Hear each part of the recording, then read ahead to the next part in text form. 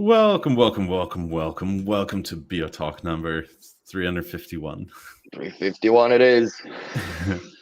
I hope everybody's doing well. Oh yeah, I keep on forgetting we have a new system. New system. Go and get the shillings out the way. Go buy stuff at Skinny Play. Use the promo code for 10% off. Always good stuff. Come join our Discord if you haven't yet already, because that way you would be up on everything before BNO is. probably, yeah. And go buy stuff at Tegrino Studio. And also get 10% off there. Which isn't bad. Well, which is nice, really, because it's in the US anyway. In most places, it's more than the sales tax. Yeah. Not in Quebec. You got 7% more to go if you want to actually save on tax. But because that's it. They have this now. It's just fully cool. Yeah. I wonder how much heavier it is from the original wood cover. Like, how much does the aluminium actually add on weight? Not that it really matters. It's not going to tip your theater over, but I'm just wondering. Well, I guess my wonder will end in a few weeks' time, because I'm going to place the order for one of them this week. Just haven't gotten the time. It could be lighter since it's aluminium. I don't think so. I don't think aluminium is lighter than wood. Well, I don't know. I mean, Cubby says it's almost double the weight of the oak cover. Oh. Yeah, there's no way aluminium is lighter than that, because that doesn't look like some cheap ass tinfoil aluminium, bro. This is balls to the wall awesome. Why did B&O not do that? I do not understand. Same for the 8s. I don't know why they didn't do that for the 8 either. And they have, like, based on those little magnet things, right, in the grills, so the speaker can tell what's in front of it. Yeah. They could have definitely even tuned for it. But I don't know. Maybe if B&O did it, it would have been $2,500 or something. Oh, I would have probably been as much as a Lab 8. Yeah. If not more. So I think if B&O would do it, they would not do it out of a solid block of aluminium. I think they would do it exactly like the wood ones are. Just attach them to the plastic back.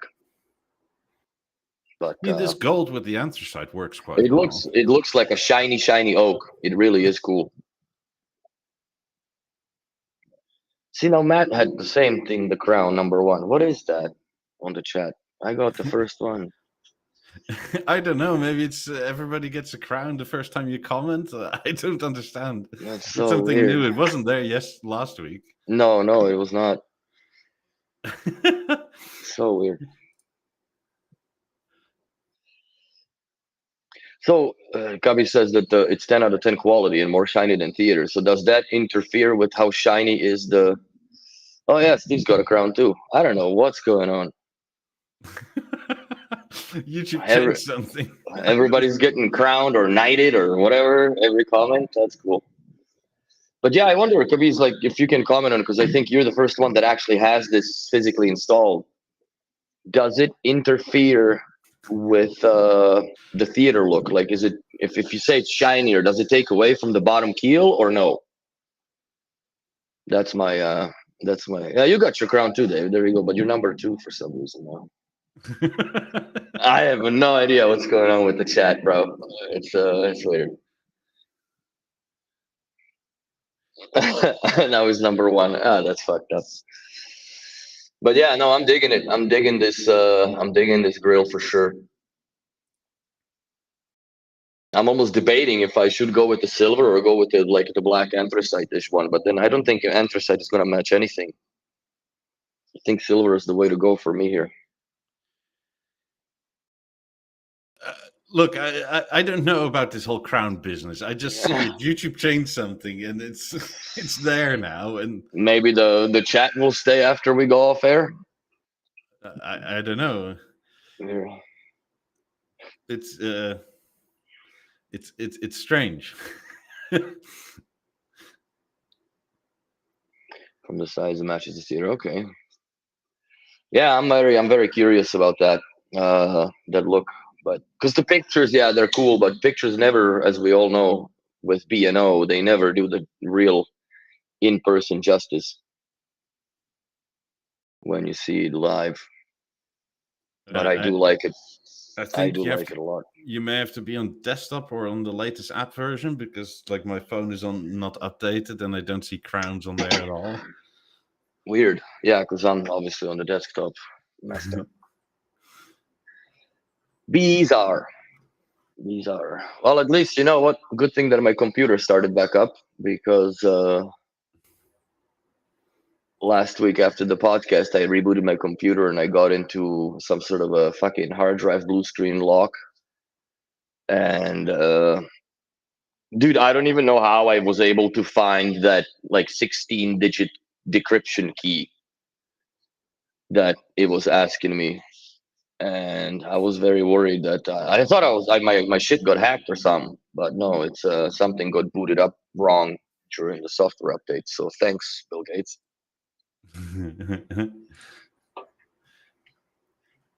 If he's even in charge of this shit no more. Let's see. But yeah, I saw like in the Discord chat, people were asking also or suggesting to do the BioLab 18s, which yes, I guess they're EOL, but the product saturation is quite heavy. A lot of 18s have been sold over the decade and some. But I think my only question would be if they actually had produced the 18 aluminum lamella, would that cut down completely on ability to WISA into the speaker?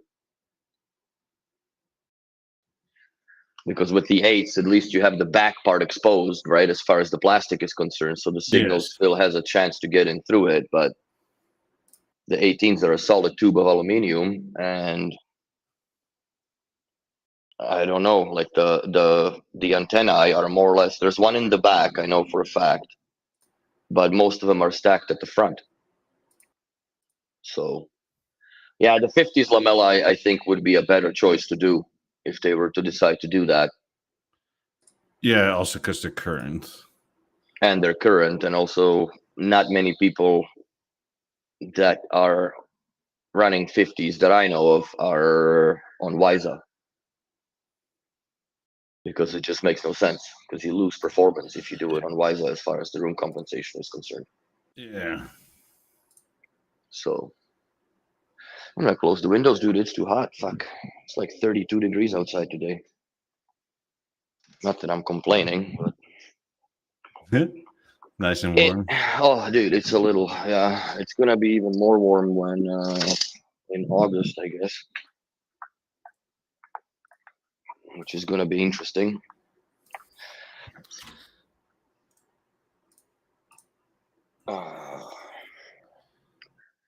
But yeah, so is that Kabir's video? I think so. Yeah, it's fucking nice, man. That grill looks baller. And I think that the way that the light will change once you have it exactly in that scenario where it's on motorized sand. Oh, dude, it's gonna look like diamonds glittering. It's gonna be sparkly. Yeah, I like that. So I approve of Tegrino 100%. It's good times. Yeah, I mean, what I especially like is that the plastic backing that it's on, or that frame, is exactly the same as B&O. It kind of makes you wonder. Yeah. Or they're just very good at reverse engineering stuff. But I mean, at least it's not generic, right? Like it's not some sort of weird grid that you've never seen before. No, it just makes sense to do it the same way with the attachments and everything, right? As far as how they attach. Because I'm sure that they're using the same exact principle of the slot clip to put the lamellae inside the grill. Yeah, except they're not going to break off. Oh no, these I don't think if they break off, they'll take the plastic with them. Try and pause where I see your sofa table.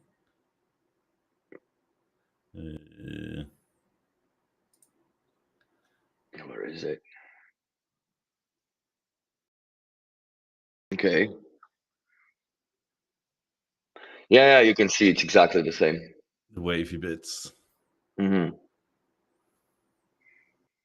Yeah, wavy bits spreading out in front of the woofers. Yeah, it looks very dark from the front. But then again, it reflects whatever stuff you have in front of it or behind. I mean, or I guess from you standing from behind, I guess. Yeah. It's reflecting stuff. So yeah, it'll be interesting to see because mine will reflect the patterns of the carpet just like the rest of the wings do. So it'd be kind of cool to just see that continuity into the grill. But yeah, I'm very excited about this. Very excited about this. Yeah, you sort of have three different colors on the sides, both of the sides, and then the front of the aluminium. Mm-hmm. I'm gonna order it. Yeah, again, no idea why B&O doesn't do this, but stubborn. Is it? I don't know. Is this copyrighted? Can you even copyright a shape like this? Did they even copyright a shape like this? Yeah, that's a good question. Because if there's things that are copyrighted, then wouldn't the STB brackets face the same challenge of getting the permission to? But I guess they've been in bed since the 80s, so it's a different story. Yeah, so I don't know. But as an end customer, I wouldn't worry about it. Well, yeah, they're not gonna. B&O police is not gonna bust into your door and take your grill off. But no. I doubt that they would patent the covers. I don't think that they thought about that. Then again, I'm sure there's gonna be a Beonutter somewhere that is gonna order that exact same thing, but from B&O in the Atelier version and pay 10 grand for the grill. Probably, most likely, yeah. Because I shudder to think how much the Ferrari grill would be on a theater, because it is aluminium, so they do have the capability. So, I mean, there could be a registered design, but like, you could probably say that this is different because the material choice is different. Maybe they have a leg to stand on with the 8th because they carved that completely out of CNC out of the solid block of aluminium. I don't know what the production process on this is, but I'm sure they're making them more or less in the same fashion. But man, like the amount of detail that has to go into the aluminium lamellae versus just the wood is probably triple, if not more, because you got to polish everything, anodize everything. So I bet you it's anodized. I'm sure it has to. They have to seal the pores because then it's going to start oxidizing over time. Yeah.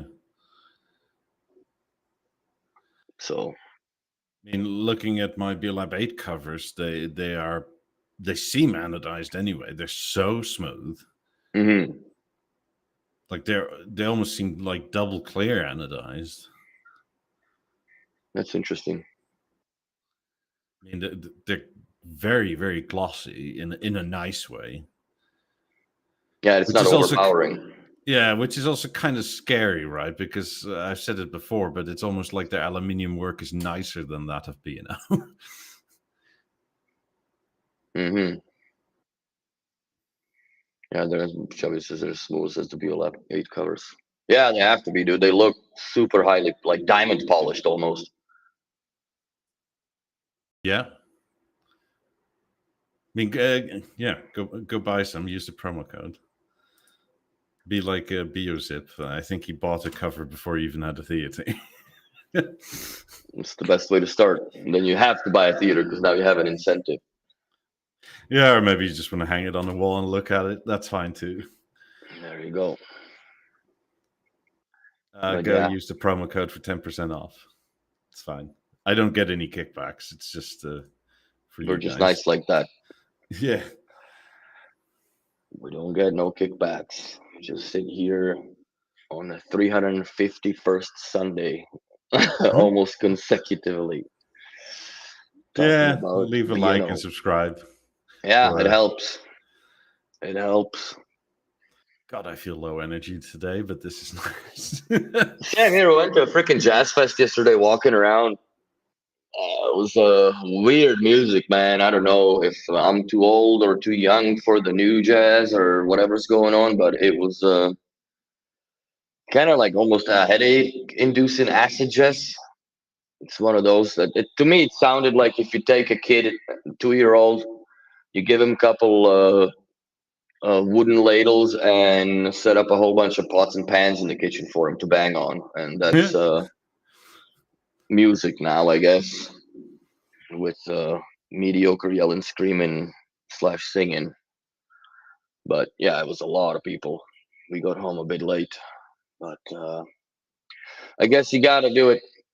Jazz Fest is well, it's every year.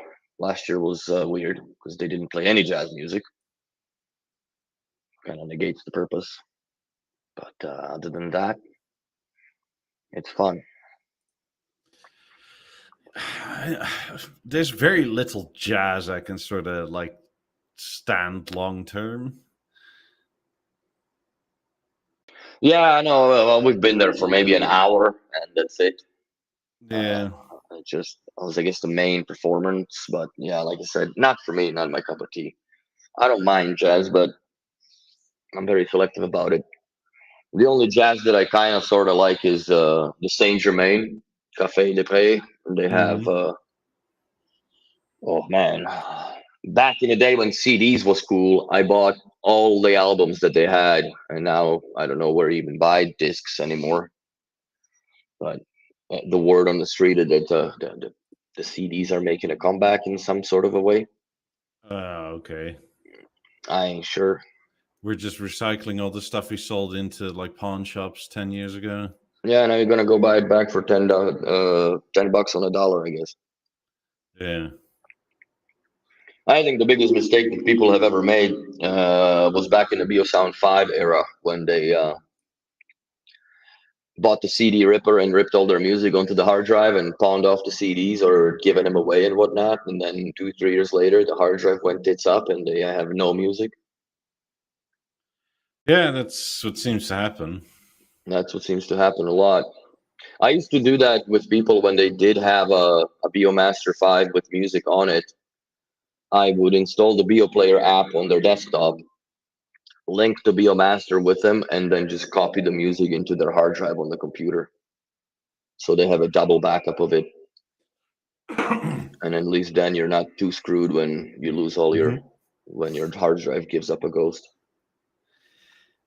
But yeah, well, that's a good way to write hours. Well, you got to do something, right?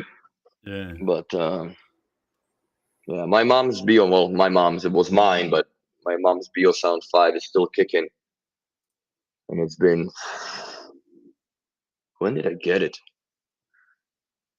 Over a decade ago. I think I got mine in 2012. So it's been 13 years that it's chugging along. And I still like the look of it, the sadness of the non-touch screen, but then it kind of negates the whole wheel deal. And but I still like it. Still a good system. Still something that B&O misses in their portfolio, in my humble opinion. I kind of don't mind that it's not touchscreen because, like, the screen would be so dirty. It'd be so gross, man. I know, because we had it in the showroom back in the day, and people would just jam their chicken fingers grease on them, and it's not good. But I think that B&O still, and we've been talking about this for years now, that B&O should come up with an audio master of some sorts, a moment-ish like device.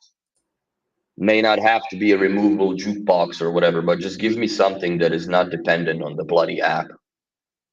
or at least has the app embedded in it. But those cries go and fall on deaf ears.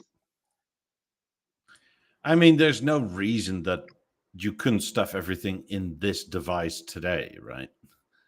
Oh, not at all. 100%. They were able to do that with the Beosound 5 Encore. Yeah, except it was a bit shit. Well, yeah, because they went cheap on it. But I think that if they did something like that, I don't know, maybe the touchscreen necessity would be present at the time. Maybe you do a display like they do on cell phones that is fingerprint resistant to a point, right? Yeah. That you could do something like that. I don't know how that would tie in with, like, let's say Deezer or Tidal. Like, how would you be able to browse these things because they're not really locally stored, right? But I don't think that would be, yeah, I don't think it would be that big of a deal to make something that actually plays, that it's a home system and a central home unit for music. But that whole box that it sits on is not necessarily Not anymore, for God's sakes, not anymore at all. I've never seen a white one, the white Beosound 5. No. We've never sold one. Kind of cool, but kind of weird looking. I mean, you could absolutely balance something like this and just walk with it, right? Today. And it would be, the screen would be half the thickness and house everything. It's essentially an iPad with some mechanics to it on the side. Yeah. I still think that they shouldn't have discontinued the Essence remote. Yeah, agreed. Like, I understand that the product itself is gone, but that remote still ties into everything, and it works fantastic. I'm actually debating, but do I want to put one in my Lego room, or do I just put a Beo Remote 1 in the Lego room since there's a B1 in there? But I kind of like that, just press my button 1, I guess. Well, in the IR scenario, I would have to set it to TV, so then it just does the TV commands. But in Bluetooth, like theater and such, that first is a my button 1, and it works like a charm. Or join. It's a great shower remote, I gotta say, because you can just stick your head out of the shower curtain and turn the music up and down, not worry about water. I have mounted mine high enough that the water from my hands don't drip on it. So, yeah, if they did the 28 covers, that'd be sick too. I agree with Kabiz, but Bobino kind of had addressed it with the Beosystem 9000C, right? That came with the aluminum covers. But they're not shiny. I wonder if the shiny ones would interfere with the bottom bases of the lap 28s.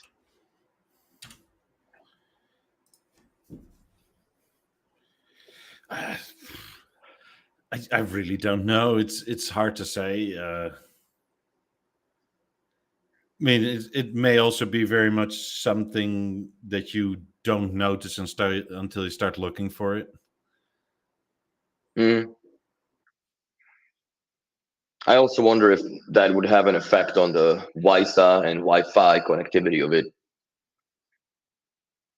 Because I know that the 28s, the 9000C system, right, they're recommending it to be hardwired. Yes. Just because of that reason. So I would gather most are hardwired, though. Yeah. And especially if you're ready, and I would bet, like, out of the, let's say, if 100 sets are sold, like 98 of those sets are attached to a BeoVision Theater or a Harmony. Mm-hmm. Or maybe even Eclipse, right? But they're power linked, so that doesn't make any difference. Yeah. I mean, and then depending on where your access point is, it's like it may still be fine, but B&O may have to test for, like, if your access point is, like, I don't know, 25 meters away.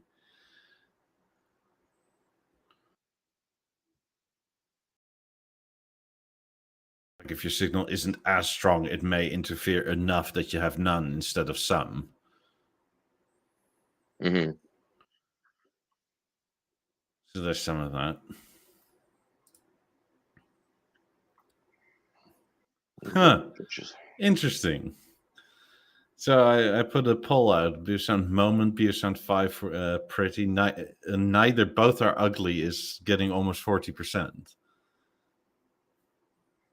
I voted for Beosound 5. I still like that system. Yeah. Moment is cool. I mean, I understand both don't function like anything modern, right? But like in terms of pretty, I'm kind of surprised. Well, there isn't anything like it really. Like if you look at all those AVM streamers or anything, they all look the same, like a generic stackable system part, right? Mm.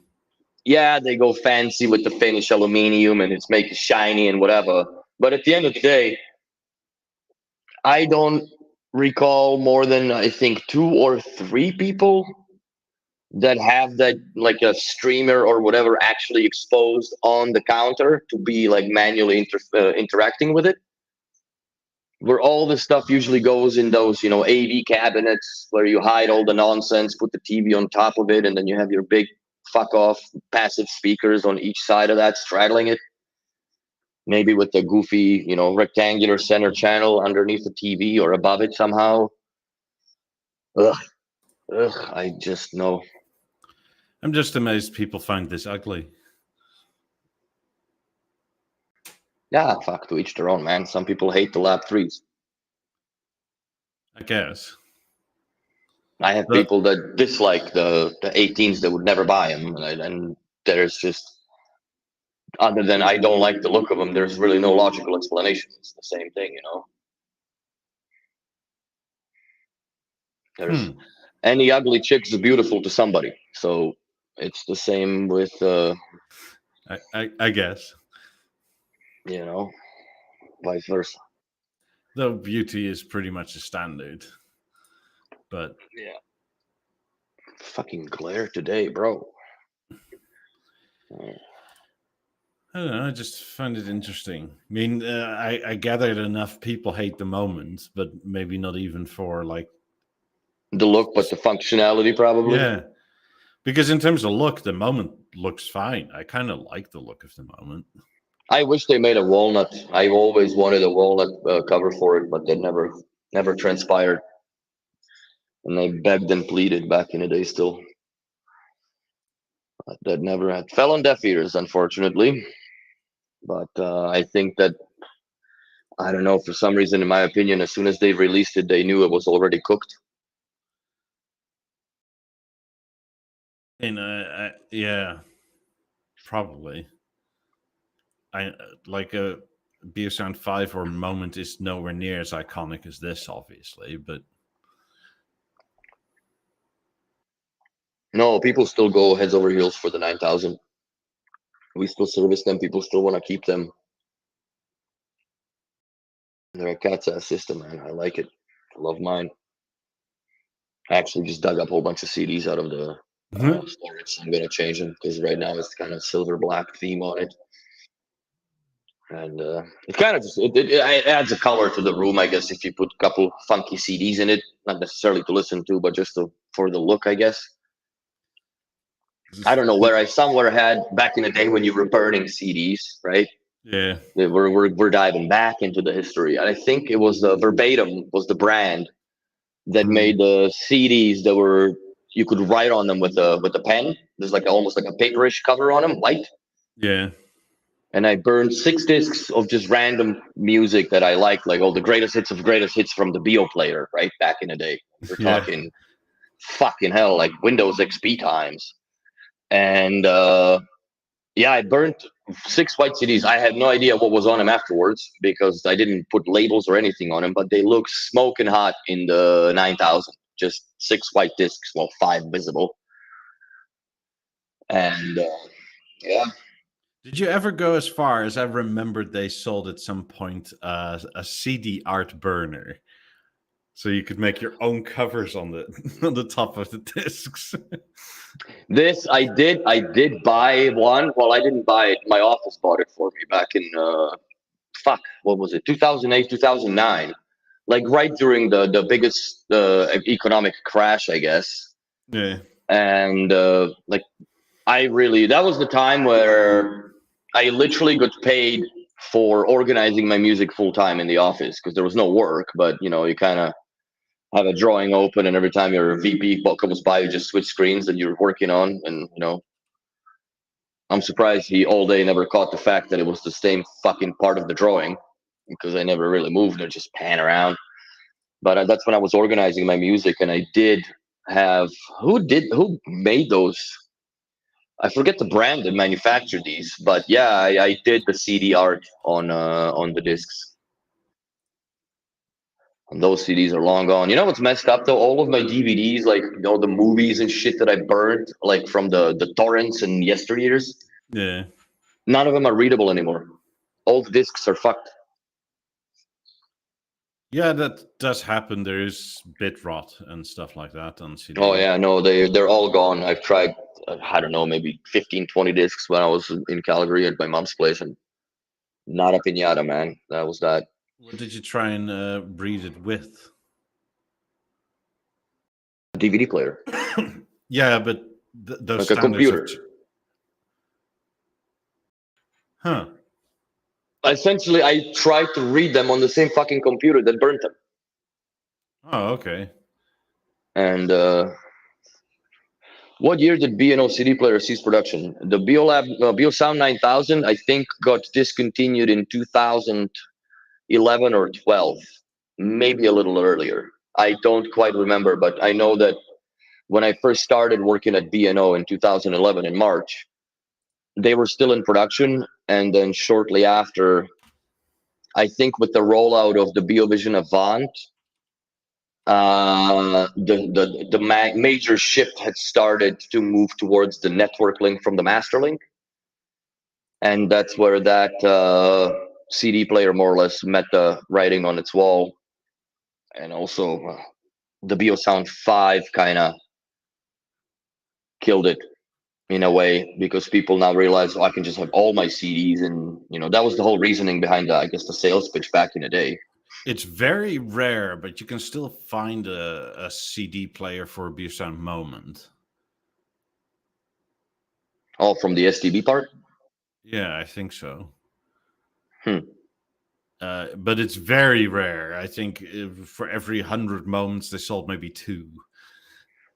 Yeah. I remember that. I never had one, but it's part of it's got that profile of the floor stand, right? Yeah.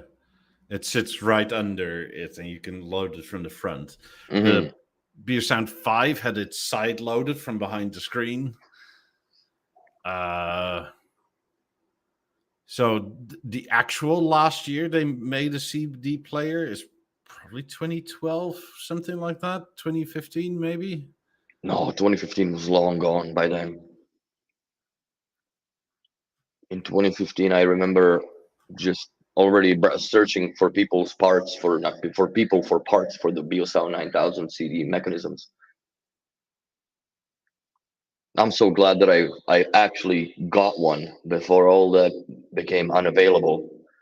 So I have a full brand new in B&O sealed service box, a CD mechanism for Mark III 9000.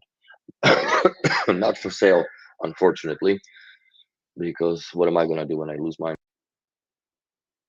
Yeah. So, God, it's the Beosystem 2 had a DVD/CD player. That's what I currently use. Beocenter 2, yeah. Beocenter 2 also can read MP3 discs. Yes. Which was pretty cool, because then you actually do get the metadata displayed on the display of it. But I know that if you have, I think it's a Beosound 4, if it was connected within that system as a slave or link player, it would also show the metadata from the Beocenter 2 playing. Yes, I think so. Which is pretty cool. The 3200 didn't do it, but the Beosound 4 did. Obviously, 9,000 is out of the question. The only thing you can do is name your 200 CDs, and that's it. But also, I guess, to the note, when you're naming those CDs, make sure they're in the correct level position, lined up, I guess, properly, because if you save it, once you name it, it will also store the disk's position. So if you have it crooked, it'll always park it the same crooked. The Beosound 4 was ended in 2013. That was the last one. Yeah, that was the last one. But we haven't sold Beosound 4, man. That system, I understand the design concept of it, that it gives you that old computer monitor look, I guess. Mm-hmm. But it never really caught on as pretty with people. And I also found that most of the people that owned it, especially around the Vancouver area and or where they had a swimming pool in the house, it corroded the aluminum foot. Huh. And I've had few people that had it on I don't know what stone it was on the countertop, but it corroded from the bottom up. You can see that shit coming up of it, up the foot. So weird.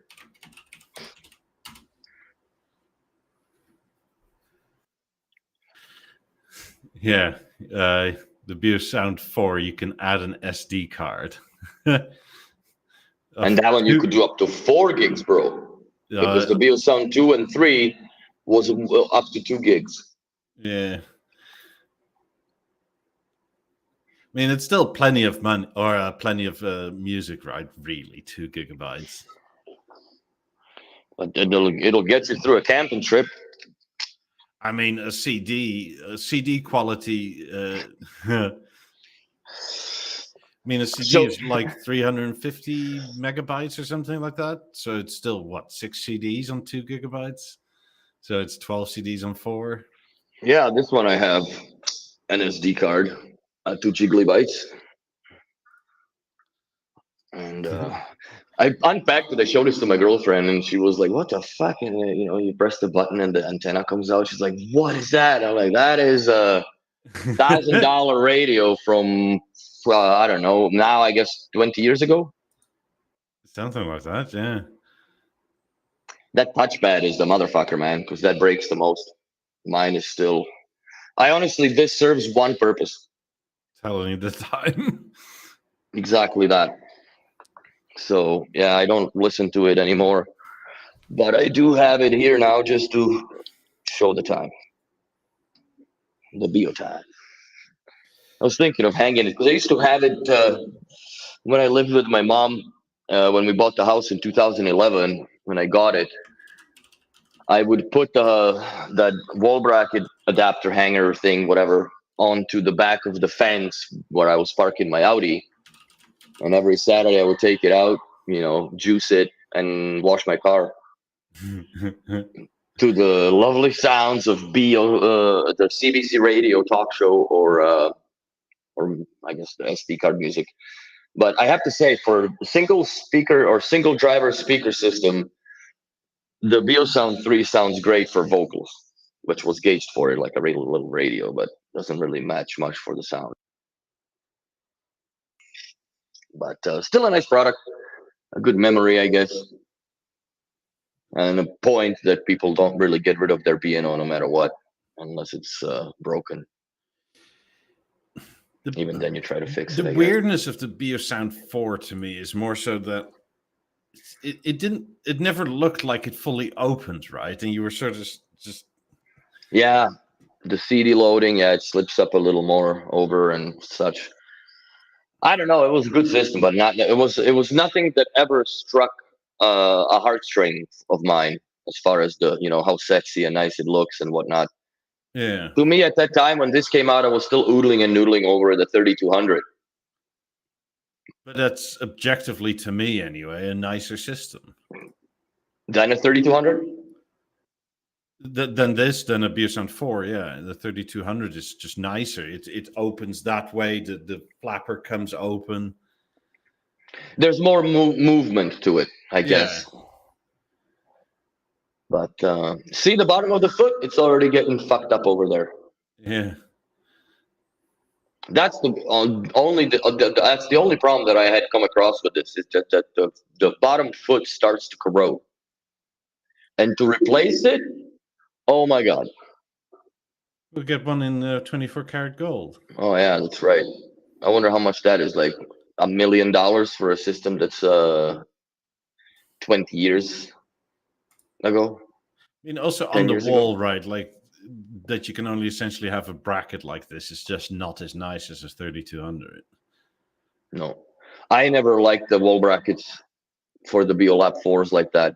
I would always put them on ceiling brackets because at least they're close to the wall. Yeah, I understand the speaker shoots fucking in an awkward position as far as the sound is concerned, but if you go to the look, also the most deceiving part of these floor stands for the BeoLab 4s and Beosound 4 was there was no cable management inner tube. They had this gold, silverish loom, wire loom that came down. It looked tackier than braided tinsel, bro.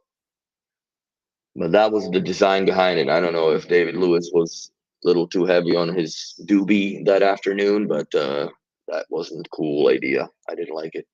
Yeah. I mean, I don't hate it, but it's sort of like it's sort of a weird veering off of what they've done well for so long. It's not a well-remembered system in the B&O's portfolio, I can tell you that much. Yeah. Or not as iconic and whatnot. But they all make it happen. I don't know. It's just a bit strange for strangeness' sake, almost. Mm-hmm. There's a BeoLab 9 set on the used market in Vancouver. It's been there for almost a year. The price is $30.50 Canadian. Seems like a good deal to me. Is there something to watch out for to buy these used? Well, first, cosmetical damage, because there is no grill cloths available for BeoLab 9. So if they're torn and you think that you're just going to go to your dealer and order a new set of cloths, you're fucking out to lunch. That's not going to happen. As far as the... Man, I had blown lap 5s more than I had ever blown the 9s. And the only place that the 9s would go that I had seen over time was the tweeter in the mid-range. If you can still get those. If you can negotiate them down a little bit, that would be good. But I mean, if they function fine, there's no real reason to think they're like imminently imploding or anything like that. No. The only, like I said, they're a very, very solid speaker. Very few that I have seen that went for repairs, if any.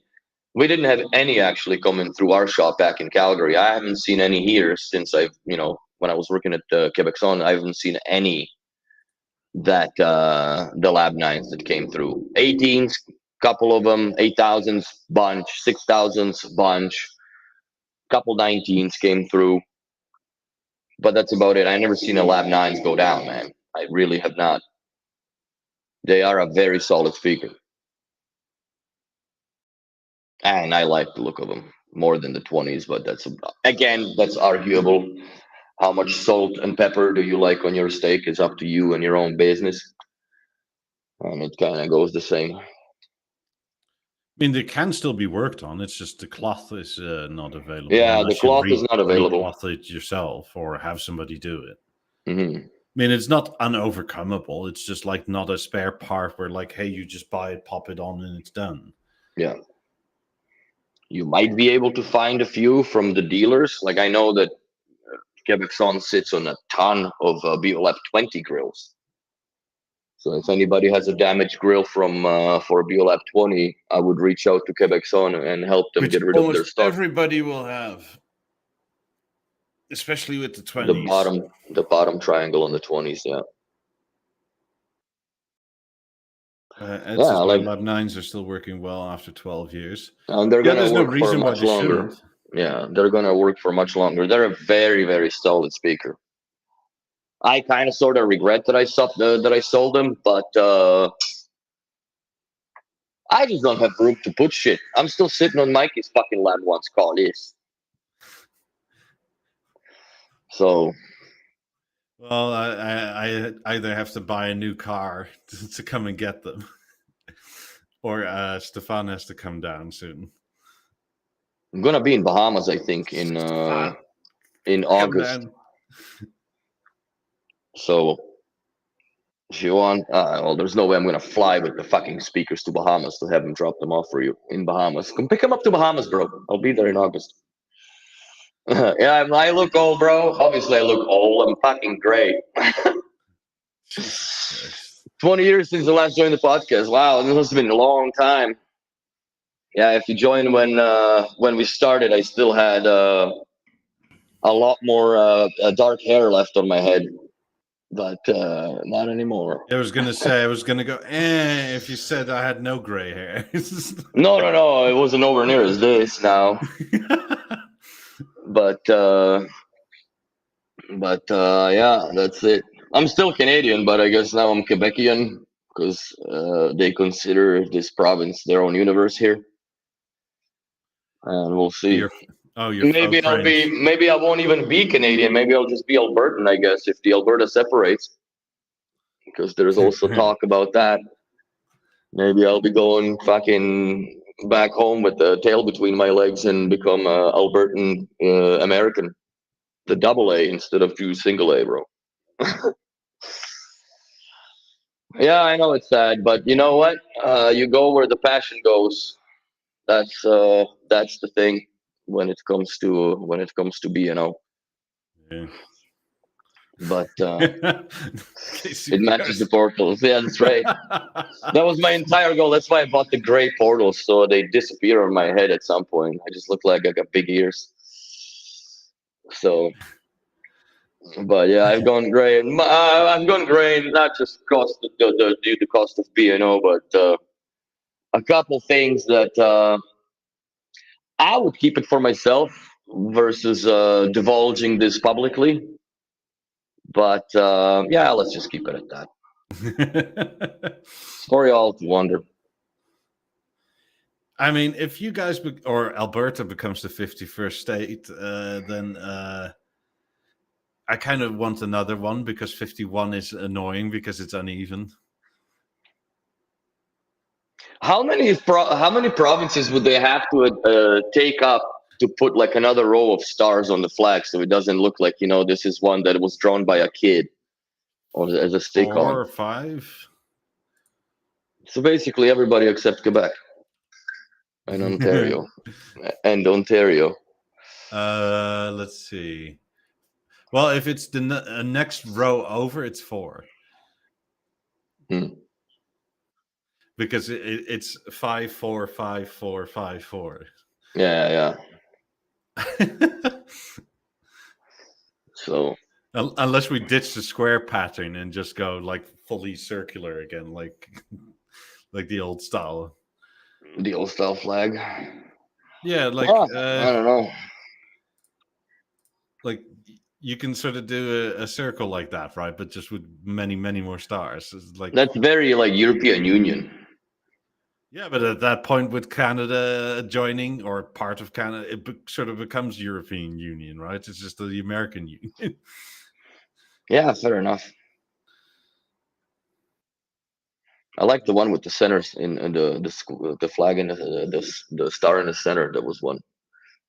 Wonder which state would that be considered? I guess Washington D.C. would be the center star.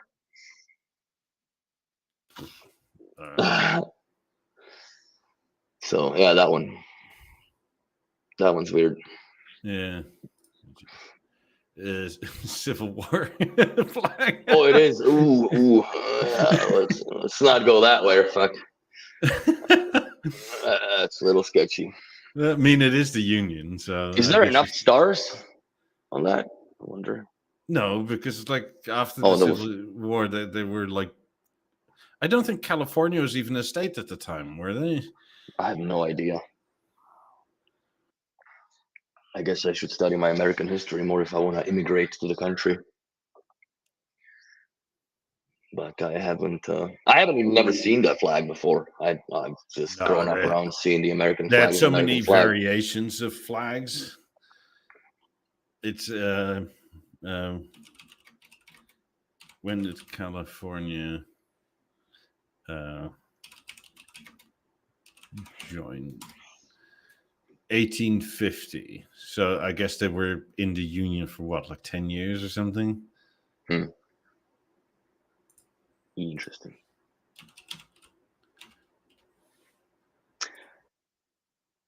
Yeah, 11 Speaking years. of California, is there any news and updates on the Beo situation up in there? Yeah, B&O is putting a bunch of company shops up, but it's going to take time. Yeah, I guess they're not going to take over what's existing because that would be kind of a... Well, it's somebody else's property, so you can't, right? Yeah. So you have to build from scratch. I mean, as far as I am aware, that lawsuit is still ongoing. It's just like, as anything lawsuit, right? It's slow. I wonder if the new look of the stores is the one that they have in Harrods with those wood panels, with the backlit LED strips and all that. Probably. So I just wonder where and what. Okie dokie.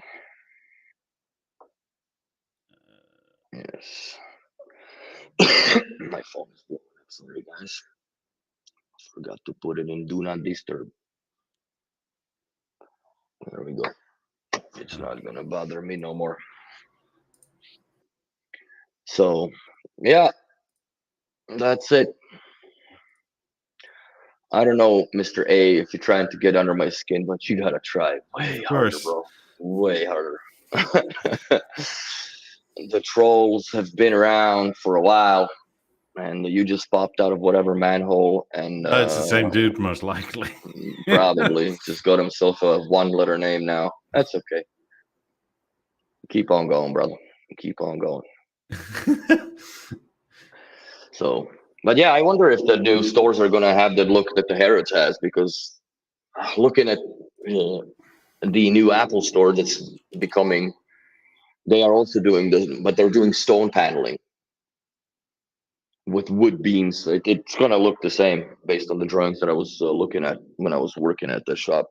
But yeah, it's gonna be interesting to see what the new stores are, and when are they gonna come down to Quebec-Zone and say, "Oh yeah, by the way, you know how you guys did your shit in May of 2 years ago?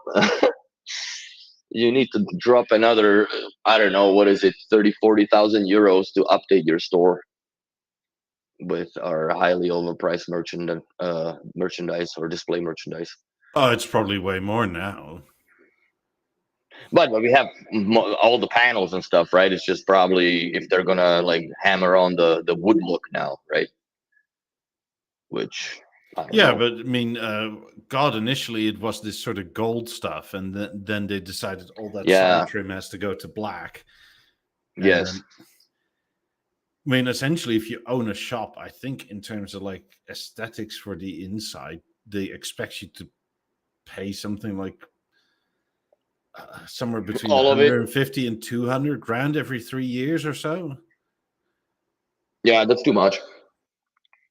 There's no way that's sustainable. I think that's only sustainable for people that are like, if you're opening a new store, then you build it to the newer format again, but you leave your older shop in the way that it is till they come hammers down maybe in 5 or 6 years, right? Like, you need to get some financial turnaround out of these displays. Like, this Atelier nonsense was a fucking expensive display, that little drawer. That we have a half circle, not even a full circle display drawer, right? Yeah. 170 kilos on the pallet, bro. It's a weight of a lab 90. Like, it was unbelievable to just suffer with it into the well, we actually hired the movers because I'm like, you know what? Ain't nobody in the shop is willing to blow their back off on a goofy display. And I did do myself in once already with the fucking BeoLab 90 display, the ones that we have in the shop, dragging those up those 5 stairs, man. It was not fun, especially when you have 4 guys and they all pretend to lift and you're the one with the dolly shooting the spine out of your butt. Not fun. Yeah, But that's another thing, right? Like you're expected to buy all this crap and then never reuse it ever again. No, because once the atelier is gone, what are you gonna do? Make a fucking nightstand out of it in your house? Yeah. Or I mean, like a hallway drawer that you toss the keys on? yeah, look, I wouldn't mind, right? Like if a store has that stuff left over and they would call me and like, hey, would you give me some dollars for that? Sure. But as a store, I do understand, like, oh, we're doing this promotion with this very specific furniture that you have to buy from this supplier. And a very specific carpet, very specific everything is like it's definitely very specific and prescribed, but well, so it should be if you want to use retain the continuity of the look throughout the entire world for the shops. Yeah, I understand it, but like there has to be some grace in that, and that's an investment in selling stuff that you as a store will never get back, right? Oh hell no, there's no way, bro. There's no way. Like in my opinion, the honeytone color BioLab 8 that we have on display will die in the shop with that orange ass grill. Like nobody is wild enough. We so far only had one lady that bought the honeytone theater. It looks fucking spectacular where it is, but that the niche of the specificity to have it fit in the decor is way less than it would be with the natural aluminium or let's say black anthracite, gold or whatnot. That's a but it does fit because most of the older people that we have, like they buy the gold theater, right? Because it matches with their gold grandfather clock and a whole bunch of gold stuff that they have in the furniture.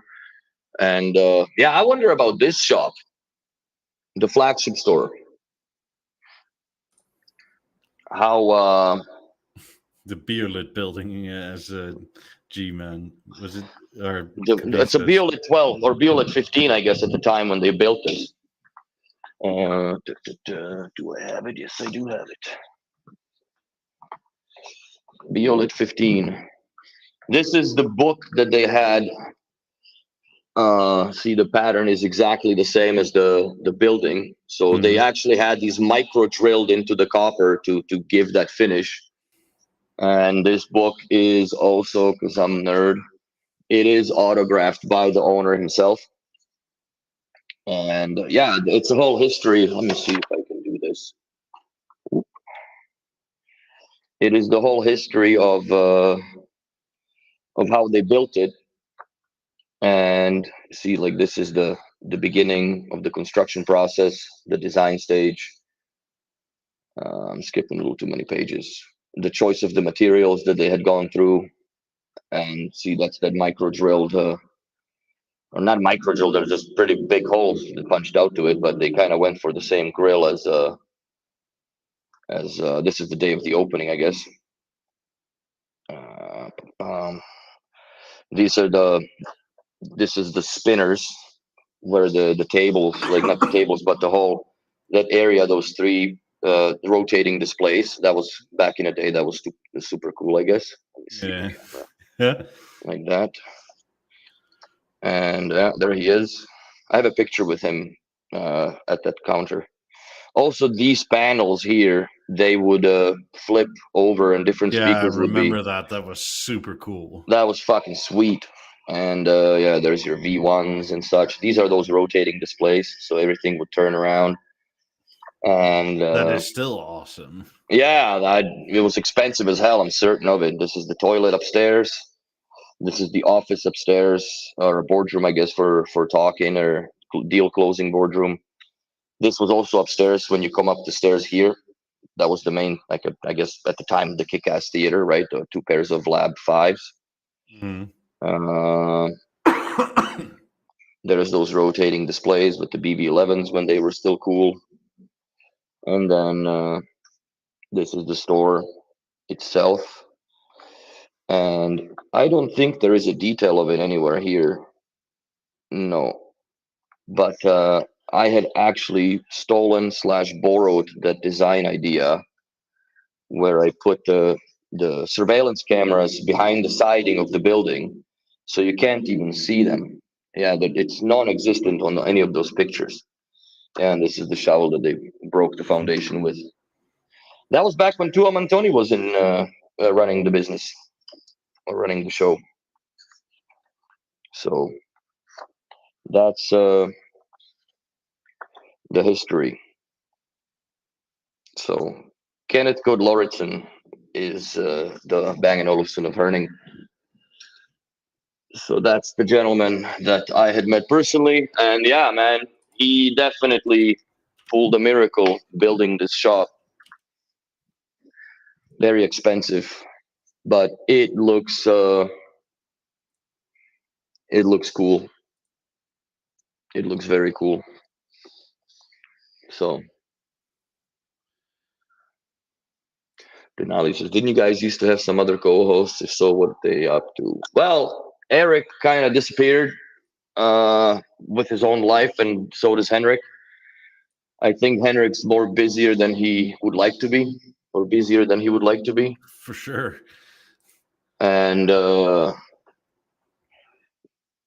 me, it's the Sunday past 7.5 years just became nobody fucking bother me on that day because I'm on the podcast.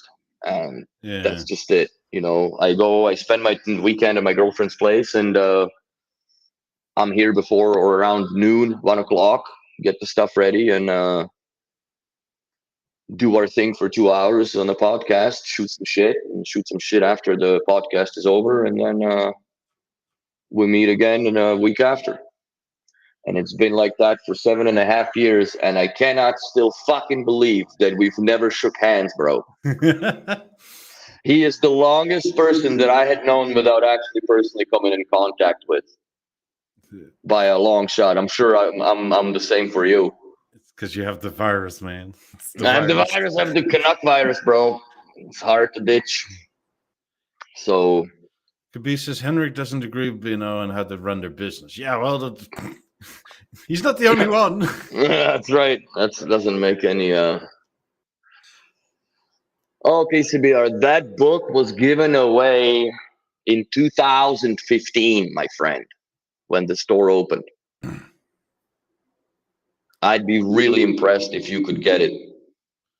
But yeah, that's something that I cherished. And like I said, I borrowed some design ideas from him when I was looking at, also through his pictures, because he's obviously got way more than what the book can show you. And yeah, I borrowed some design things from them. This is a house in Den Bosch, or in the Netherlands, which is a custom designed B&O store, essentially. That looks sick. It looks like an old barn conversion. Yeah, it sort of is. I mean, and then you can sort of look inside. Oh, it is. That's cool. Fuck, this is back when the eclipse was happening. Yeah, they have everything, double of everything, essentially. I love that fucking B&O logo, half size of the size of an actual window. Yeah. My thing also is like, okay, so you have this huge ass store. Quebec's not a big store, but we're at capacity. Yeah.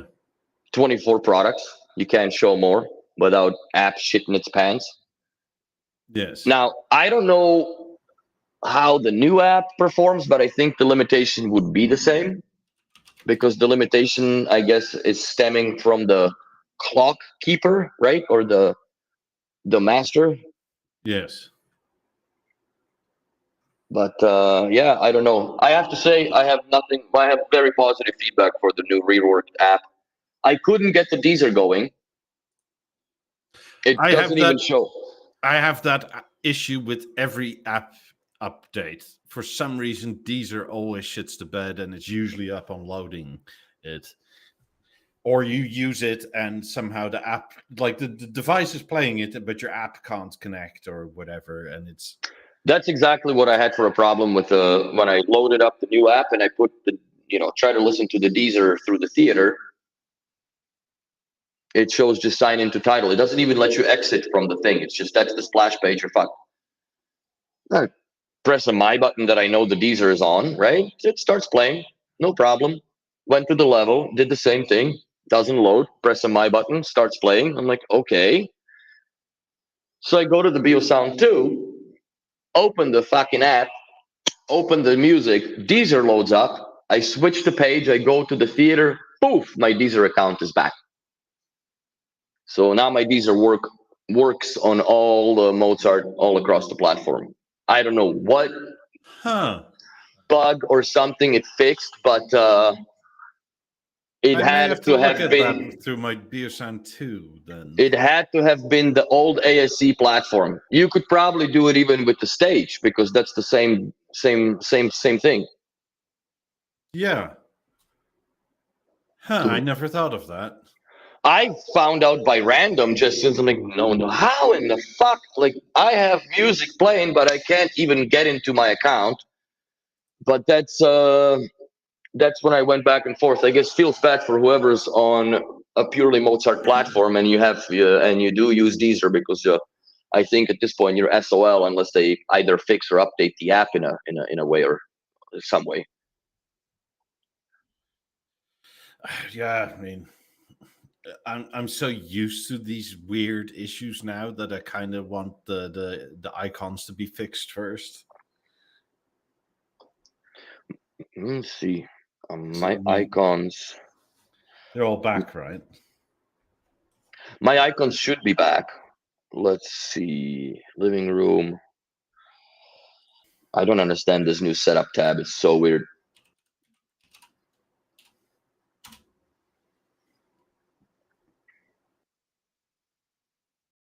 Yes. Yeah, that's good. Tegrino cover for support for being on. Look, I still can't make my theater BeoVision, right? It just doesn't want to do it. That's so weird. You've had it for so long. Yeah, and I've had it as a BeoVision for so long as well. So I need to get rid of these BeoLab 4s that I not accidentally, but I put them in there just to check the software on the WiSA receivers on them. And fuck, I have to reset the whole thing, man. That's so annoying. yes. And I have these phantom speakers now that just will not. Well, you can add them again and probably delete them, right? No, here's the thing. They are in. This is a speaker preset kitchen, right? But if I go to settings, connected speakers, they are non-existent under WiSA. So I've removed them from there. I never put them in a row, bro. I was in a connected speakers page, connected them, went to the product health, checked the software version on the shit, all good, disconnected them, and that's it.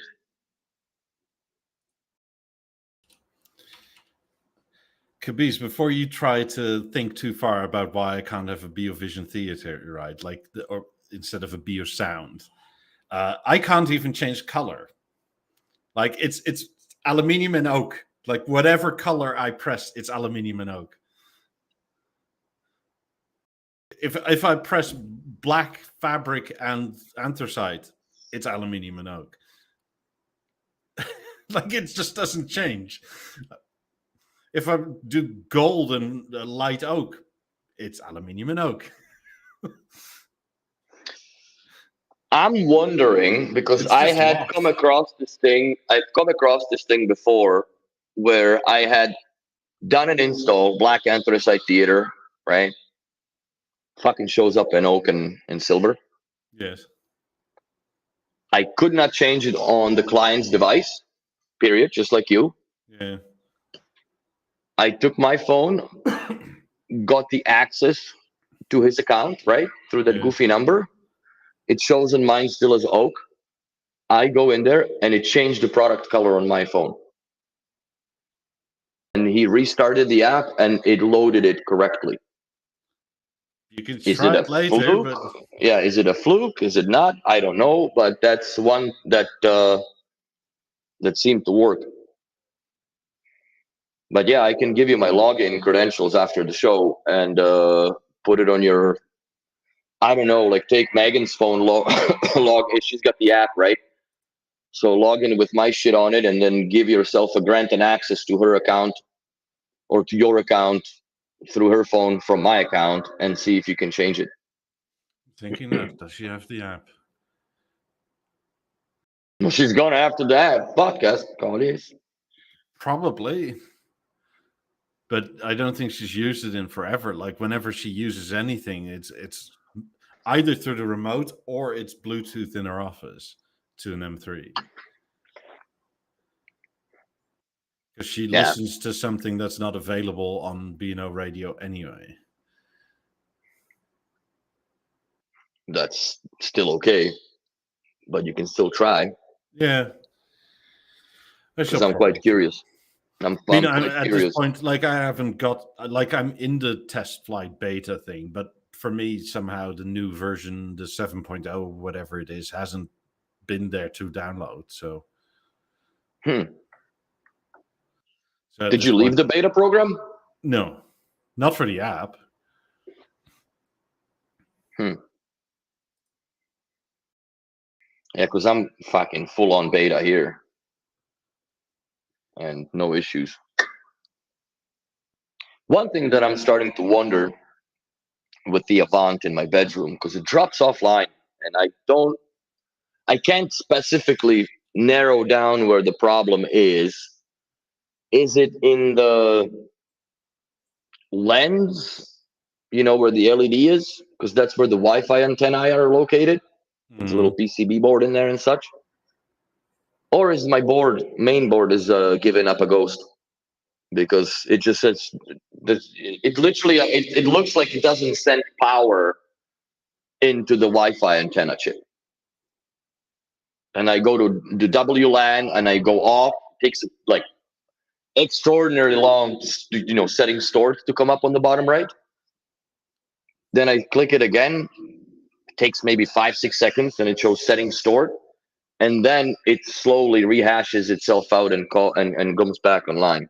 Now, I know somebody was saying in the chat, I don't know if it was on Discord or in the chat here a few podcasts ago, where I was told to modify my Wi-Fi network to just go to 2.4 gigahertz for everything, right? Yeah.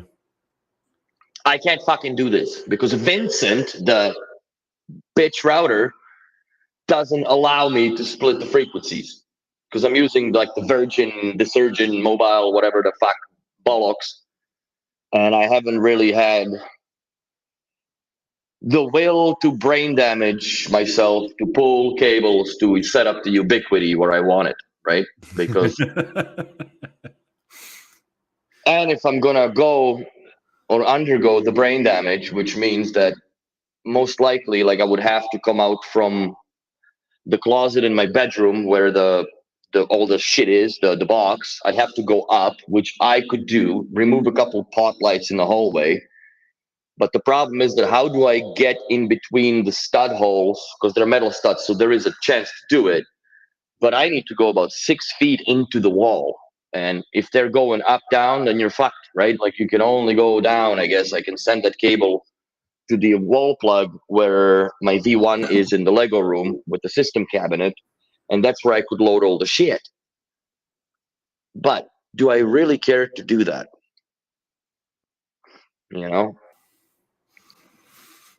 Probably not.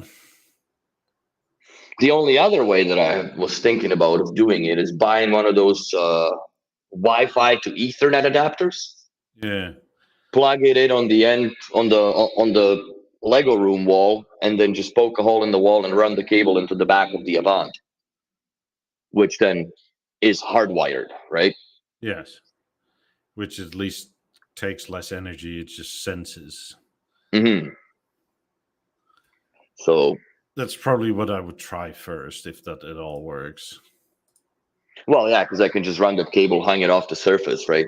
Because right now, as it stands, the problem with that is that if that is the solution, the likelihood of that TV coming off the wall is very high which is a process. Yeah. And a pain in the ass because they're heavy as fuck. Fucking 53 kilos, man. Call this. It's not fun. Speaking of, like, remember these things? Yeah. I shared it with you last week, but they're called molly bolts, apparently. Molly bolts. Okay. And they come with the little washer, and you can get them with the tip or with the flat end. Mm-hmm. But they all come with the washer. Is it a washer or a rubber grommet? I don't know. It's sort of plastic something. It's not metal. That's okay. Know. But anyway, it stops them coming out essentially. Like if there's any torque on them at all. And I mean, this is how they expand on the back. That's pretty cool how it opens up. Yeah, that looks like a much better solution than a toggler bolt. Yes.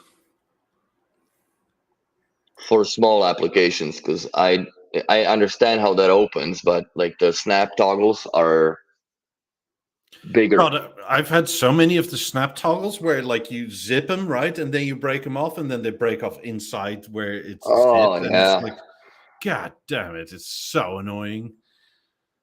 There like, goes $3. I'm gonna use these from here on in. Yeah. But molly bolts, apparently, if people are still wondering what they're called, you can get them in all sorts of sizes and shapes and thicknesses and depths and. Mm-hmm. Yeah, I'm considering that, but I'm also still playing and toying with the idea of getting the shape installed on the backboard plywood type of thing. Yeah. And then LED use a few of these to, like, and by a few I literally mean use like 4 or 5 of these maximally. Yeah, well, I wouldn't need to go 72 like I did in the fucking old apartment. That was stupid. Yeah. And yeah, the wall anchors, even though they are cool, like the screw-in wall anchors, they will rattle out from within the wall itself. Yeah, these ones, they will rattle out if you have those. Even I had 6 on each speaker driver. And the worst one was the center channel, because I always had a band on the wall type of thing. And predominantly in my bedroom, the radio would come on, so it's more or less center channel because I was listening to like CBC or what was 660 News. So there was really not much stereo, so it wasn't playing off the other ones. But the middle driver definitely had rattled off. Like you couldn't tell, but once I was taking it and removing it out, I'm like, holy shit! Like these are just there now. They don't hold it's shit. Sort of held in by the other speakers. It's held in by the clips from the others. Yeah. So. Yeah, Cabiza, I think, has that on MDF as well. And it works well. 12 millimeter MDF, he says. For me, I would have to find somebody that does the CNCing here, though, in Montreal. Why would you need to CNC it, though? You could just use a reciprocal saw, right, and sand it. I guess I could jigsaw that shit. It's just like, I mean, I turned my living room to a workshop, right? Because I have no place to fuck around with this. Balcony's not big enough to cut it. Maybe in the garage, I guess. Yeah, or you do it in 2 pieces. Mm-hmm. Put some biscuits in between and some wood glue, and that's not going anywhere. Biscuits, call this. No, that won't go anywhere.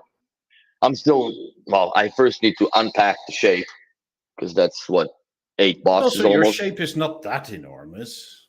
12 tiles. Yeah, okay, but like even left to right, that's not even 6 foot. The shape that I had in my bedroom was 2 by 1 meters. Okay. So it doesn't mean that I have to have it the exact same shape here, right? because the goal is more or less to go into the rear surrounds. But yeah, 2.2 by 1 meters. Cubbies get the same shit. Yeah, I'm gonna cut it. I think that's all. There's then just rattle can it black, and I should be good to go. But that's more a project for the future because I finally organized everything, so I want to enjoy myself with just a little bit of peace and organized quiet here, and then the poo will hit the fan once again when I'm bored in the winter, and do my things. And more or less, once my girlfriend leaves to Mexico in October, at the end of October, beginning of November, then I'll have my weekends all to myself once again. You're looking forward to that? Yes and no, because it's not like she's leaving for 2 weeks. She's going for good, right? So it's gonna be a sad day on the airport that day for sure. But I'm planning to go to Mexico at least for Christmas to visit. Never been to Mexico, and I guess what better way to go to Mexico than having somebody local living there and show you around? Because I don't want to go to a resort to be a fucking corralled like a sheep in a capsule of just good times. But I want to see what the real Mexico is all about. And she lives directly in Mexico City, so it'll be fun. Have some Christmas tacos. Exactly.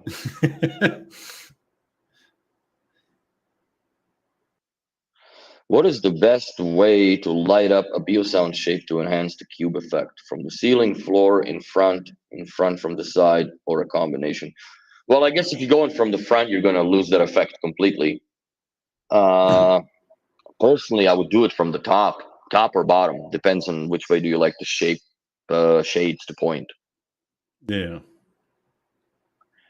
So I never like. For me, I'm more or less thinking of backlighting it, which is running like Kabis. I think you did that with the LED strip around. Now the question is, which Philips hue I'm gonna go with, Tabaknak. Like, do I go with the regular, the bitch one that just is a strip, or do I go with the one that is a gradient? Because then you can make the, like the colors flow around it, which it's not something that would ever happen. But I'm very much looking for the effect where, like, I was thinking of putting under this countertop to put the strip of LEDs on the bar side of this thing. But I want to use the same ones that, like, let's say you have behind your TV. You know how they can dynamically change the color in different different points of the strip. Yes. I would like that, and it would be. I would want to program it into the gateway, so when you turn on the lights, it goes from one end all the way to the other. Like light up, instead of just bringing up the whole thing. And that would be a good effect, and I would do the same thing for the shape. Now, the only worry that I have with the shape and the backlighting the wall, the way that the drywall is done here is absolutely terrible. And do I really want to highlight the shady and shitty work of what they've done, or do I just keep it the way it is?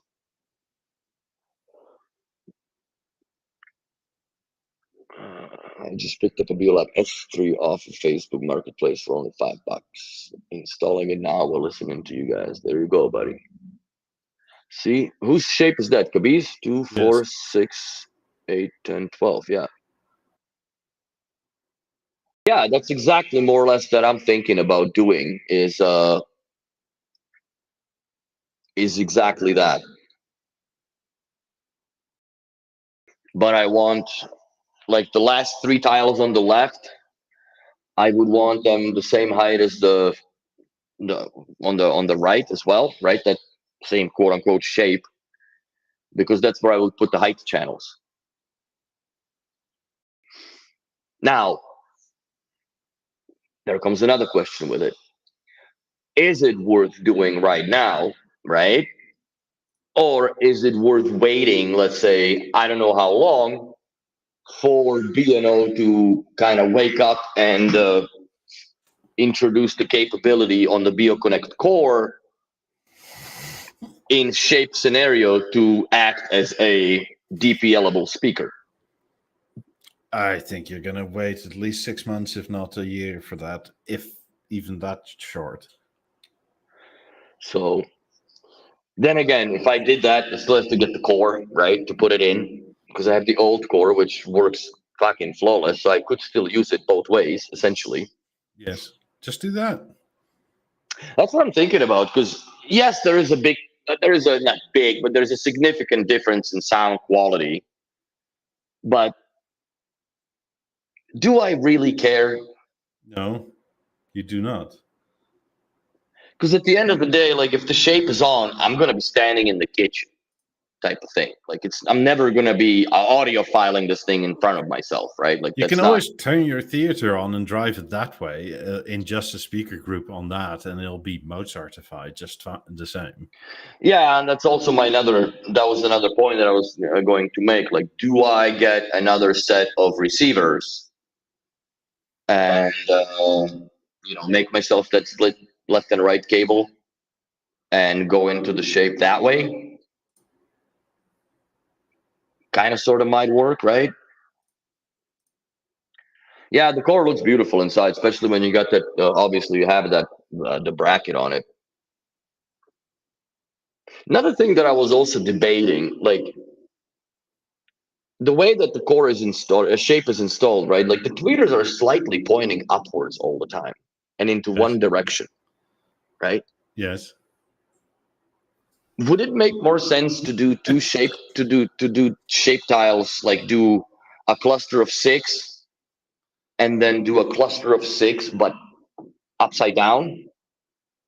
So then the tweeters point. You know what I mean? Yeah, I would say so. Because you can mount this 6-way to different, right? As far as the hexagon. If you're shape. limited on space and you're using them as rear/height surrounds, right? I would like point them away from you. One tweeter pointing that way on. That's my point. Yeah. So you get a wider spatial sort of soundstage behind you. Because let's say the right speaker, if you turned it by 1, right? So then the tweeter doesn't point upwards but points sideways. You would have to do the other one, I guess, 2 clicks over, right? So it points that way. It'll still click into the whole hexagon nonsense behind it. Yeah, if the speaker doesn't, like, you can take the whole bucket it sits in, right, and twist that. I don't agree with you, Kabiz. I think you can, because I've looked at it. The reason why you put it that way, because there's a little ding dong at the top where you hang the speaker while you secure it. So who's to say you can't switch that whole hexagon up top, hook the speaker from the bottom, hold it, put those 6 little silver screws in, or black screws, I guess they are, and Bob's your uncle. I think that's very doable. And I have to get I need to find out how many of my hex tiles are broken, because those screws, like, it's such a brittle. You have to rotate the star rail for sure. Like, you start from the very, very bottom of it. You don't just rotate the speakers, no, because that won't fit unless you break off the little ding dong that it's a safety hook type of thing. But I'm thinking of doing it just like that and forgetting the whole core nonsense scenario in it. But then there's another problem. Do I run the cables? I have to run the cables into the wall, down, under, and into the other speaker, because the amp is going to only be on one side, right? Yes. Get a second amp. Yeah, but then fuck, do I get 4 more speakers, SC? Yeah. Fuck, and now I got. Yeah, but now there's 6 more tiles in the equation. That's okay. Fuck. That's out of the left field questions. Do you guys ever like BlackBerry phones? I don't like Blackberries even as a fruit. So no, I've never used the BlackBerry phone at all. I did like them, but this was pre-iPhone days, right? They were absolutely the shit. And they were the most secure thing on the market. And even at the time of iPhone, they still were. Believe it or not, my first phone was a flip phone LG with the T9 text and a dot matrix display, like the ones we had on the old school Game Boys. Then I had the Motorola before the Razr came out with the color display. And then B&O came out with the Beocom Serene. And that phone became my phone for a long time. Long time. This was the GOAT. with the motorized hinge. I've taken out the wire because this base is actually the base that you could pair it with your home phone system, and I've done it before in my old house, so the numbers would actually synchronize. But yeah, this was it was something that people absolutely like they gawked over it because they didn't know what the fuck is that, and then you show them, oh yeah, but it had a camera on a side, and you talk to it upside down, which was with the motorized hinge. Very, very cool. So I was rocking that for a long time till I guess we'll go through all of it. Why not? Till this guy came out, the Beocom Serenata, which I like that it had a breakaway clip. Yeah. So you can take it off. And then it came with a little standy stand, so you can sit it like that. And then you can pull up, which is 2 stereo speakers back inside it. You can see there's a little scratch here because there's something touching, but that's just to prove that this has been used. It's bricked now. I don't know what the fuck happened to it, but it's bricked, so it no longer turns on. I took the battery out. Now it's just a nice display. What I can't believe that this is the same sticky ass touch soft paint. And it's not so bad. No, it's not bad at all. It's not sticky at all. So that was the end of the B&O era, and then I had gone with the brand called Lumigon, which is it was a Danish-made phone. I think they subcontracted it to LG, but this phone had an IR blaster up here and IR learner right there, if you can see it. Not really.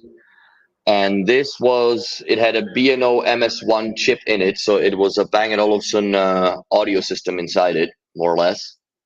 It was a monophone, so that didn't matter for whatever.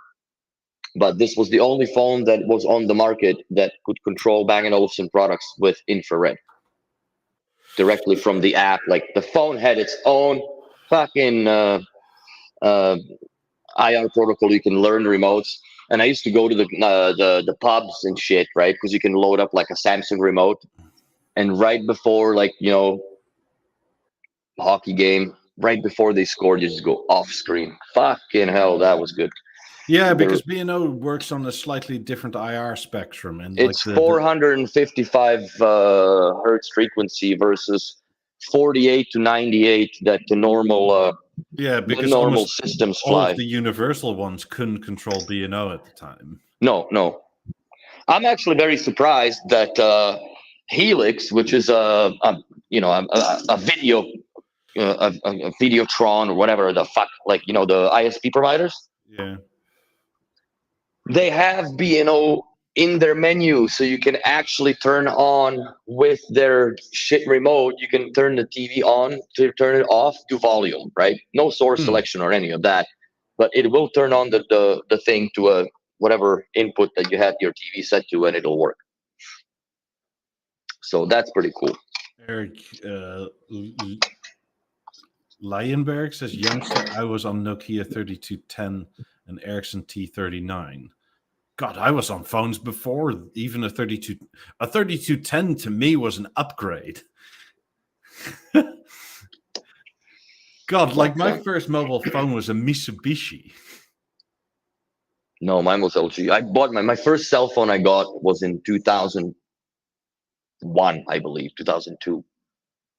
That's when I got into the cell phone game. I'm thinking that mine, I think, was in 98 or 99, and it literally had a pull-out antenna. And it was a Mitsubishi, and it had like this plastic flip-down thing. So you can like literally pull it out and flip it down. It was all prepaid. Like there was no plan with it. I remember.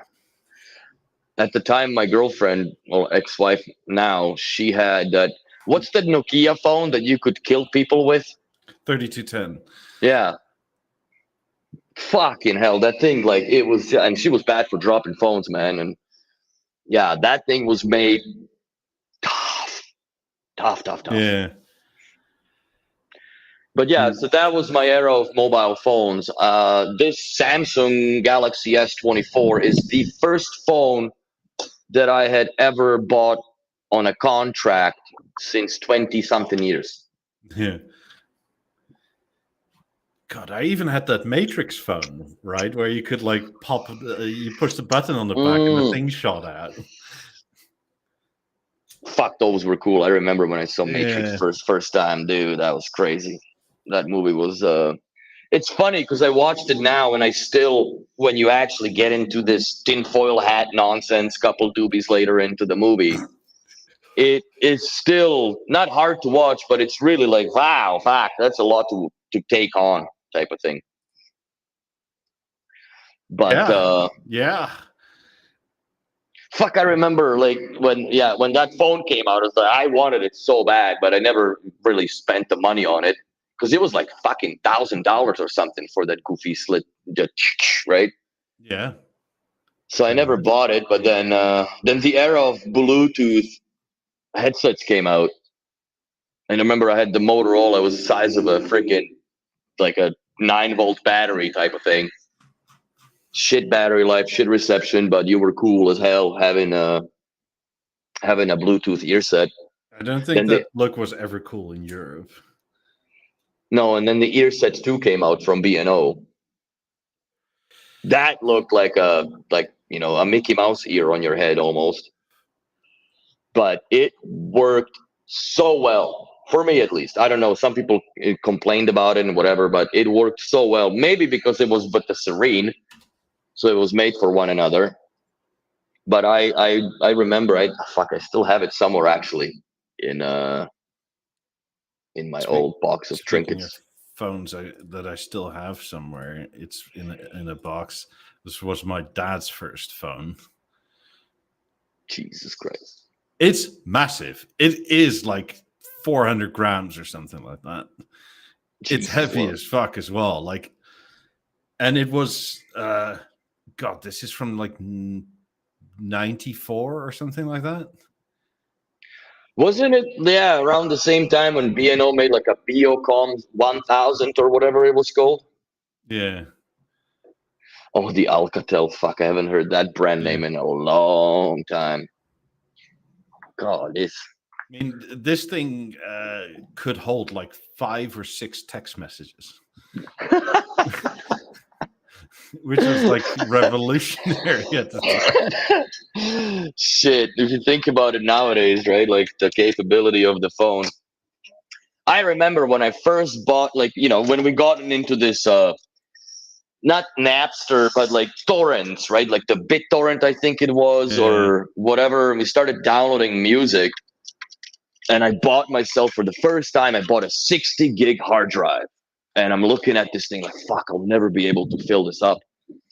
And not even a month and a half later, I was on eBay again, buying more hard drive space.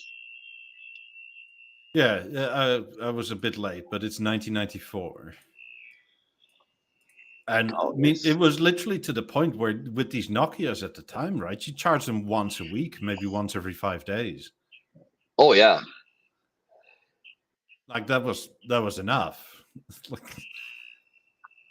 Yeah, but that was back in the day when phones did not have built-in obsolescence put into them via software updates and the bullshit that we deal with now. Because even this, I noticed.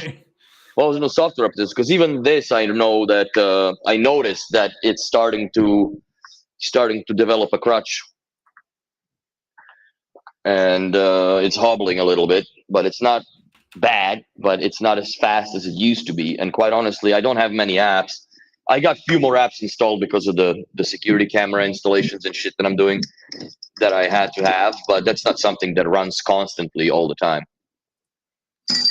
Also, just an observation. I'm sure I mentioned it in the last podcast, maybe not, but I'll do it anyways. If you have a sexy B&O clip-on thing, the leather one, doesn't matter which one it is, right? Yeah. Do not run NFC on your phone. It will burn your chips in the cards at some point. Yeah. I didn't believe in it, but actually one of my colleagues is a living example of it. This is when I was getting the access to the office doors, and he's like, yeah, just don't, if you have your bank card on there, don't have the NFC running all the time, because it constantly sends power into the chip, right, that is in the card. And at some point it just gets tired and burns out. So that's one thing that I would recommend to people. If you are running with a little clip on the back of your phone, do not run NFC all the time, because you may come to a store and your card does not work anymore. And you wonder why. God, a friend of mine had the coolest phone ever, which was let me get a good picture of him. Let's see. Is it Nokia? Yeah, of course, because everything was Nokia at the time. Oh yeah, I remember this one. That's fucking cool. This one was tiny as fuck as well. I remember that one. Panasonic made a flip phone that was like this big. Because remember back in the day, the cooler you were, the smaller your phone was. Yeah. Where now it's completely reversed. Now you have a freaking 11-inch backlit cutting board in your fucking hands that does everything but call and hear the other person properly. Yeah. This 8850 was like titanium everything. Wow. See, the problem with that, like that, this phone had no issues to work in current times, except there is no frequency band that supports it anymore. Yeah. Which is sad. Wait, Nokia is trying to bring back the the Matrix phone. What? That's cool. That's cool. I wonder what the bottom would do. I kind of like that it's curved. So do I. It definitely contours better in your pocket. Yeah. But Ed, what the point I'm making, back in the day when, you know, the smaller your phone was, the cooler you were, those phones did nothing but call and hear the other person. Yeah. Where nowadays, and text message with T9, which was not something like nowadays when you get any argument with your significant other and they send you a freaking 17-page Bible excerpt from a fucking, you know, everything. No, that's you were wrong with limited to 160 characters. That's it. It was a short argument. Like I still remember the day when it auto adjusted to sending 2 texts, right? Like that was a thing, because before it was like, no, it's too long, and then it's like, ooh, this will be 2 texts. Ooh, that'll be expensive. It's like, I'm gonna like shortening the words and shit. Oh, yeah, or God. like take spaces out after a period, like no, like, Yep. period space. No, we're not doing that anymore. That's an extra character I could communicate with. Yeah. Oh boy, how simple the times were back then, and we still thought they were complicated. When you look at it nowadays, most of our lives are being ran by fucking algorithms somewhere in a server that this thing is listening to you all the time. I was so good at, like, I didn't never use T9, but I could blind text, right? Like, because you knew where all the buttons were. So and yeah, how many presses to what letter is. Texting was a little different on the Serene with a circular keypad. Yeah. But you could still use both hands because, you know, it's 2 half moons basically. So I was pretty efficient in texting that with the Serene. Serenata became impossible because you had to use the wheel for every letter. So texting was like basically equivalent to storing a person's name in a Beocom 5. So not much you could do while you're driving, unless you want to wrap your car around the telephone post 4 times. But that was back in the day when distracted driving wasn't even a thing. I remember driving with friends, changing a CD out of a 200 case book with a cigarette in his mouth and a fucking phone in the other and trying to switch gears because it was a manual car. We somehow managed. It's $100 for this phone. That's not bad. I bet you that don't do shit but call and hear the other person. Yeah, you can text. It has Wi-Fi, Google apps like Assistant Maps and Search. It has Snake. Holy shit. That's funny. Snake was potentially the best phone game ever made. Yeah, that was a good game. I remember playing it infinitely on my phones too. And a little bit of Tetris here and there. Serene was the correct size phone. I definitely agree with you. And especially when it opened, it had that it looked like an axe, right? So it was thinner in the middle and wider at the end. So it was nice to hold. No sharp edges, nothing hurts your ear in the long conversations. I mean, I don't dislike my iPhone, right? But it's sort of like sometimes I do feel like it should be just a phone, but then you run into things like, well, all your B&O shit for setup is on your phone. Like, do I just then have to like move my iPad to the living room all the time for all that sort of shit? And yeah. I mean, because like half the texts you get are nonsense anyway. Oh, yeah. And if it's really important, you might as well call. I always do that. Like I break that goofy texting protocol with people when they text you and you're supposed to text back and it's. I understand simple questions, but like if I have clients that text me about like, okay, well, this doesn't work, can you help? Motherfucker, like I can't. Like I'm gonna spend 2 hours trying to type this shit out on the phone, where I can just in 15 minutes have you be my hands on the other side of this line and do what needs to get done to get you back on up and running. Yeah. So I don't think, Kabis, that it's bad to be, I guess, quote unquote, trapped in the Apple ecosystem. But it's the same with Samsung. Like they push on the fact that, like, if you have Samsung TVs and all that, it works so much more flawlessly than working with LGs because it's more native. Everything works together nicer and so on. But then, do I really want to look at a Samsung frame picture? No. It looks terrible. People still buy it, but I understand the concept. You put it on the wall as a piece of art, and usually they run default pictures on it anyways. I'm not a fan. I'm not a fan of the picture quality, and you touch the display, just this rainbow hue goes on because the display is shite.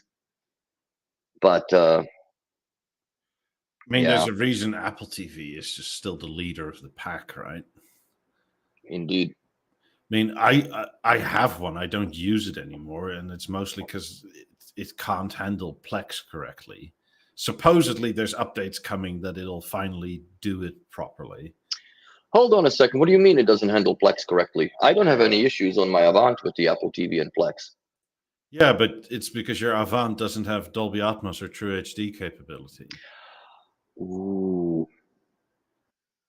But that I would disagree because I watched movies off of my server through Plex Player in the house, and It'll down. It'll down mix. Like I never really noticed if it was Dolby Atmos or not, but it works. The surround works. Everything works. I'd never had any like issues with it. I had issues with Plex Player playing through the freaking Roku, where everything went and it was a Plex. No bullshit. Plex worked properly. It was Apple TV app, the Netflix, and the Prime. Everything was 2.0 PCM coming out of the pipe.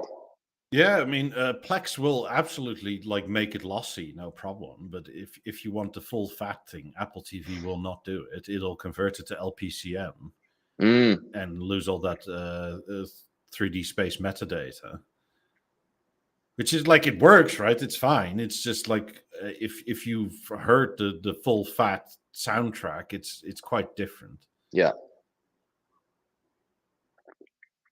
I mean, and it's more a limitation on that Apple doesn't really allow you to do that, because I don't think they paid for the licenses.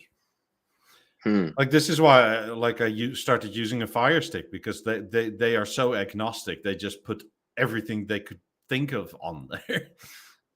Yeah, and the Fire Stick works very well. We have few clients that definitely use it, and no issue really. C works. The only thing I would want, but I don't, it's a pipe dream, is that if the Fire Stick 4K was capable of being powered off the HDMI port. But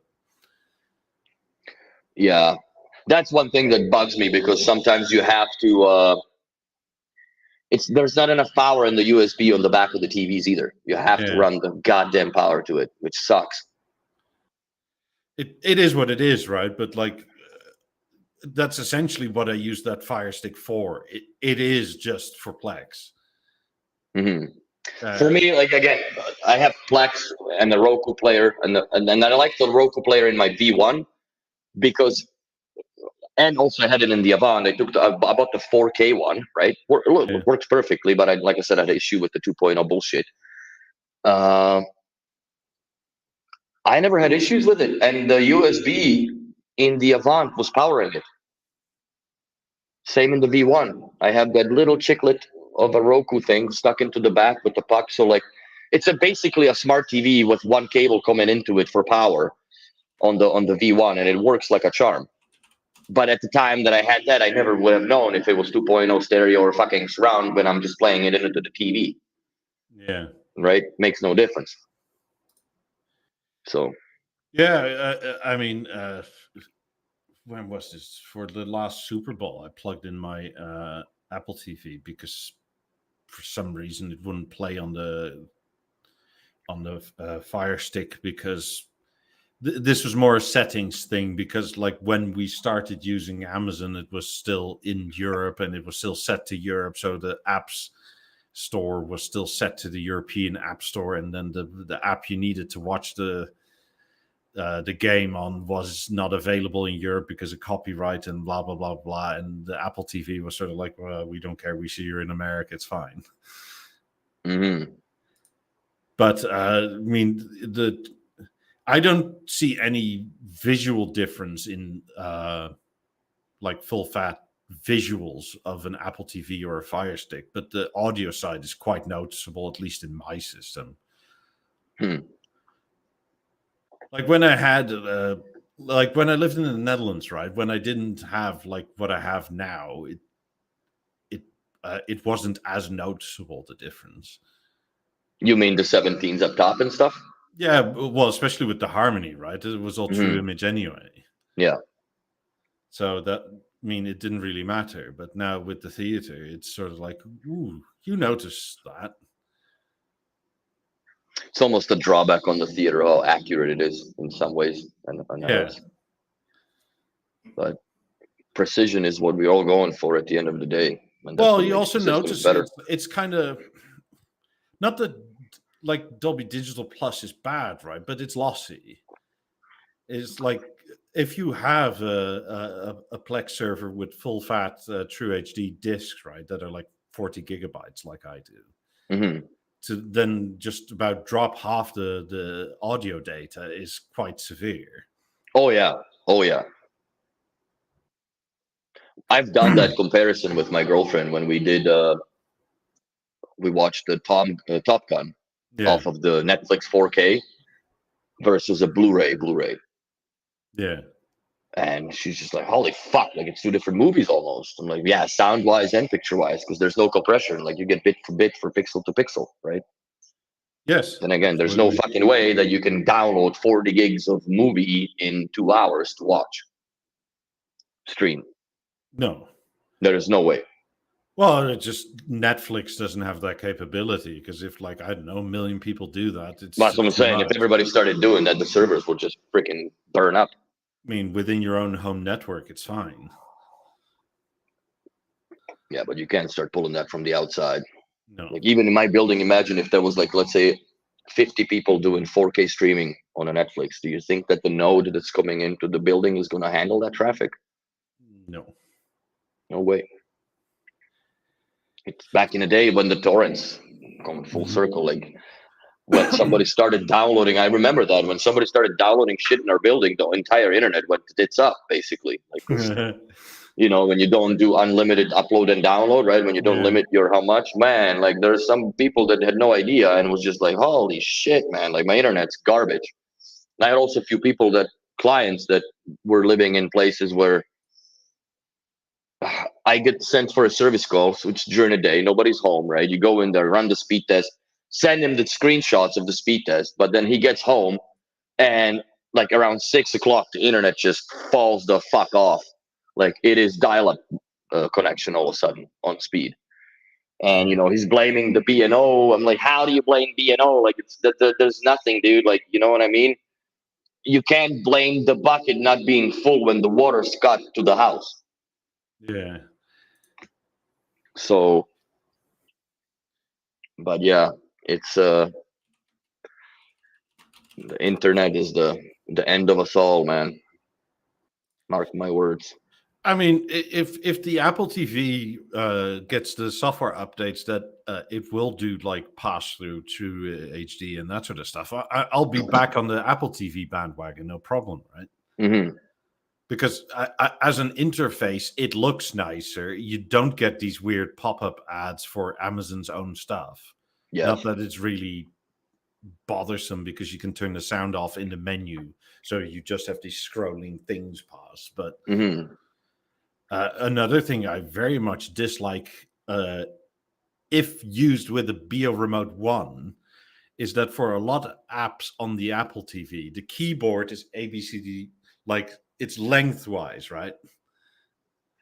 Like it's A to Z, like left to right, instead of like how it is on the LG TV, where it's like ABC, etc. Like it's in a square. Dude, I just found out we got 25 XP points from the chat this time around. And that's where those crowns are. So what's the leaderboard? A place for fans to stand out in the community. The top 3 get special badges in the live chat. It resets every stream, so you can always try again. How do you get on the leaderboard? You'll need to collect experience points or XP. Here's how you get them. Send live chat messages, send super chats and super stickers, and learn to turn it off in the help center. There you go. Top fans. Iverson Volks, I guess. Sounds Heavenly is number 3. I don't know. I'm number 8. How am I a number 8 on my own? Like I'm not. I guess I'm not a fan of me. Yeah, you haven't chatted enough. I haven't chatted enough. I just talked. Oh, funny times. But Khabib is not there, and he was fucking blowing this shit up. I don't know. That's so weird. Anyways, so that's the explanation to the crowns and so on and so forth. I never knew that. Yeah, I just clicked on the question because it just showed up top chat and then that the 25 XP points. You see that too? No. Okay. I guess I'm the only one. Yeah, there it is. So, anyways, leave a like and subscribe for our weekly banter of BNO and random talk and throwbacks. Sometimes we go all the way back to almost the dial-up phones, but you know what? There's always something to talk about. Sometimes there's not enough for BNO because, you know, the waters are pretty stagnant and still, and we're going into the BNO holiday season as well. So they're good luck. Probably good luck almost with the in it. Yeah, oh yeah, for sure they are. It's already July. We'll be your help desk once again. That's right. Tune in for Sunday, and we'll answer your questions as best we can. Yeah, because it doesn't seem like we'll have to have Sandeep on again because he looked at the financial stuff that they released, and it seems like they're not releasing all that much anytime soon, according to them. Yeah, I wouldn't mind having a chat with Sandeep regarding deciphering the financial gibberish. Because yeah, I mean, at the end of the day, it seems like we're doing a bunch of price increases and we're staying at the same position. So it's sort of like, okay, they need to come up with something new, not just this burnt new color of the Beosound 2, which I do like. I do like the look of it, but tabaknak. There needs to be new products, whatever it is. I guess we're close to the October. November is the birthday, so hopefully something will show up. I know for a fact there's things in the pipe. It's just where what'd you get?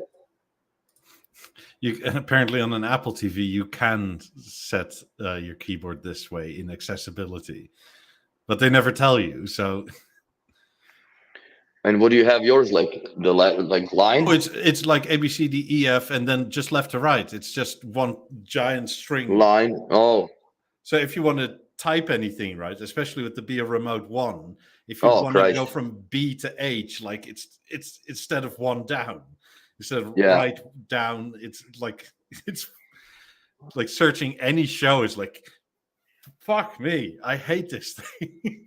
I paired this keyboard into my TV, no problem. I'm like, sweet, I can finally type into the YouTube search bar. Doesn't do it. Yeah. Cannot type. I don't know what I can do it with, but yeah, the search bar typing is still.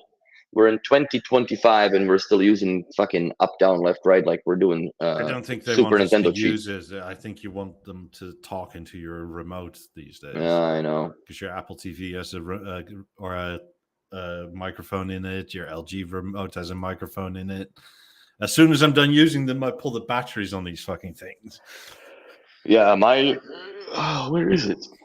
My LG remote is actually in the box in original packaging. I have never even taken it out. I've done everything with the service remote from LG, which is $20, $25 on Amazon. By the way, I saw this on Discord. I think it was Kabiz that was asking how to turn off the LG logo on the screen. No, it was Chaba. Oh, Chaba, yeah. So on the older remotes that he had, I guess you have to hit the center button 3 times, and it pops up the side menu on the right hand corner of the screen.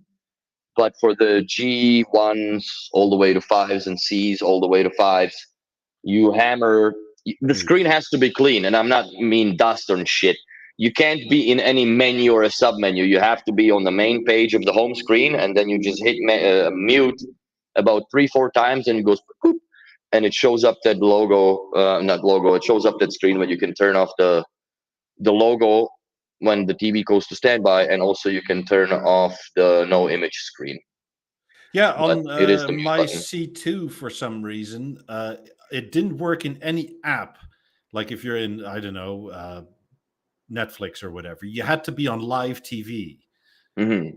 And then mash mute 3 times, and then you can get to it. Mm-hmm. But it didn't work if you were on the home screen or if you were in any of the apps that are pre-installed, like Prime or Netflix or whatever. Mm-hmm. And since I don't have cable, right, it's something I never went to. Same here. Like, why the fuck doesn't it work? Divine Style Gaming, this is the last question we'll answer, and then we move on to our other things. Upgrading the G1 to a G5 on a Harmony, is this easy to do yourself? Yes, it is. It won't fuck up any settings. The only thing, just have it turned off, and then turn on the panel, download the BNO app, restart the system, and you're back online. You're obviously going to lose all the apps and shit that you were logged into in the old panel, of course. But all of your speaker configuration and everything else, that's stored in the sound center, so you will not have a problem with it at all. And quite honestly, we do this at least once a year in our shop when we go from G1 or from whatever G to the next G. And it's just, you open a TV, put it on, and that's it.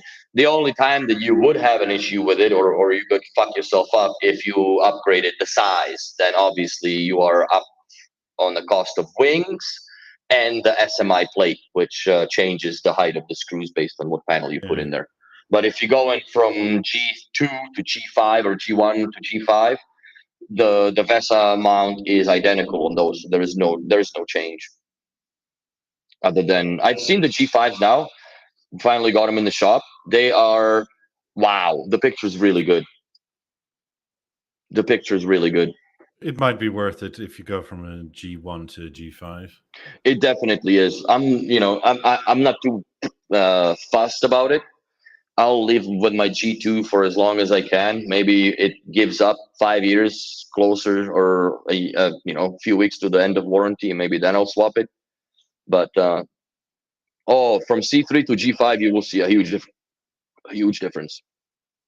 Also, the rattling, if you have it on the VESA mount on a theater, will be more or less obsolete and gone.